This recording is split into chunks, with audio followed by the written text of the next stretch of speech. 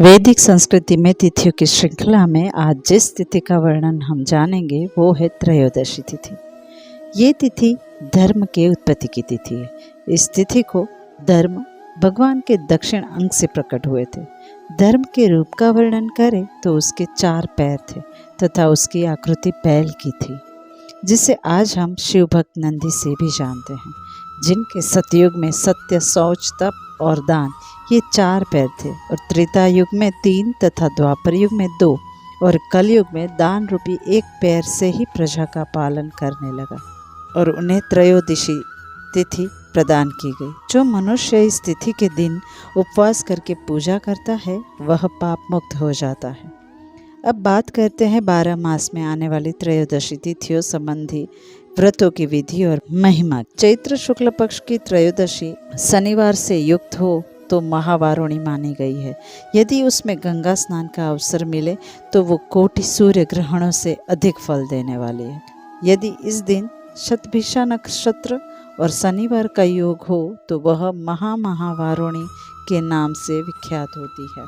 ज्येष्ठ शुक्ला त्रयोदशी को दुर्भाग्य शमन व्रत होता है।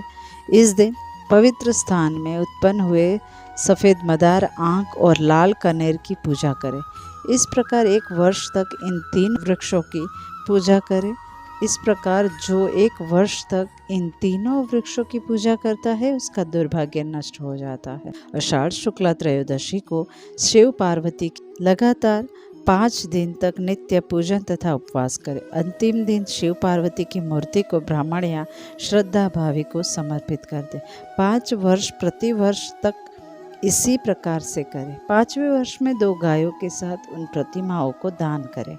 जो इस व्रत का पालन करता है वो 7 जन्म तक दाम्पत्य सुख से वंचित नहीं होता है और उसका दाम्पत्य जीवन बीच में खंडित नहीं होता है। भाद्रपद शुक्ला त्रयोदशी को गोत्री रात्र व्रत बताया गया है। इस दिन भगवान लक्ष्मी नारायण को पंचामृत से स्नान कराए। उसके बाद अष्टदल मंडल में भगवान के विग्रह को स्थापित करके पूजन करें और अन्न और जल सहित घट दान करें। इस प्रकार 3 दिन तक इस व्रत का पालन करके अंत में गौदान का पूजन करें और सामर्थ्य अनुसार दक्षिणा दें। तत्पश्चात ब्राह्मण दंपति को भोजन कराए और उन्हें लक्ष्मी नारायण की प्रतिमा दान करें। सहस्त्रों अश्वमेघ और सैकड़ों राजसूय यज्ञों का अनुष्ठान करके मनुष्य जिस फल को पाता है उसी को गोत्री रात्र व्रत से पा लेता है। आश्विन शुक्ला त्रयोदशी को 3 रात तक अशोक व्रत करें। इस दिन स्त्री उपवास रहकर अशोक वृक्ष जिसे भगवान शंकर ने उत्पन्न किया था उसका पूजन करें। तीसरे दिन ब्राह्मण को भोजन कराए। ये व्रत करने वाली स्त्री कभी वैधव्य का कष्ट नहीं पाती। कार्तिक कृष्णा त्रयोदशी को उपवास रहकर प्रदोष काल में तेल का दीपक जलाकर उसकी पूजा करें और घर के बाहर द्वार पर उस दीपक को इस उद्देश्य से रखें कि इसके दान से यमराज मुझ पर प्रसन्न हो। ऐसा करने पर मनुष्य को यमराज की पीड़ा नहीं प्राप्त होती।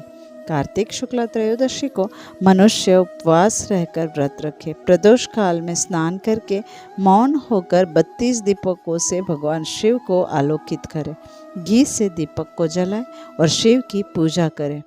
देवेश्वर शिव के नामों की स्तुति करें। इस प्रकार व्रत करके मनुष्य शिवधाम को प्राप्त कर लेता है। पौष शुक्ला त्रयोदशी को श्री हरि का पूजन करके सब मनोरथों की सिद्धि के लिए श्रेष्ठ ब्राह्मण को घी से भरा हुआ पात्र दान करें। माघ शुक्ला त्रयोदशी से लेकर 3 दिन तक माघ स्नान का व्रत होता है जो मनोवांछित फल देने वाला है। माघ मास में प्रयाग में 3 दिन तक स्नान करने वाले मनुष्य को जो फल प्राप्त होता है वह 1000 अश्वमेघ यज्ञ करने से भी नहीं मिलता है। वहाँ किया हुआ स्नान, जप, होम और दान अनंत गुना अथवा तो अक्षय हो जाता है। फाल्गुन मास के शुक्ल पक्ष की त्रयोदशी को उपवास करके भगवान जगन्नाथ को प्रणाम करें। तत्पश्चात धनद व्रत प्रारंभ करें और कुबेर की पूजा करें। इस प्रकार प्रत्येक मास के शुक्ल पक्ष की त्रयोदशी को मनुष्य कुबेर की पूजा करे।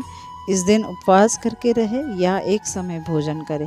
1 वर्ष के बाद व्रत की पूर्णाहुति करे और 13 ब्राह्मणों को मिष्टान भोजन कराकर वस्त्र आदि का दान करे। इस व्रत के पालन से मनुष्य कुबेर की भांति विख्यात हो आनंद का अनुभव करता है।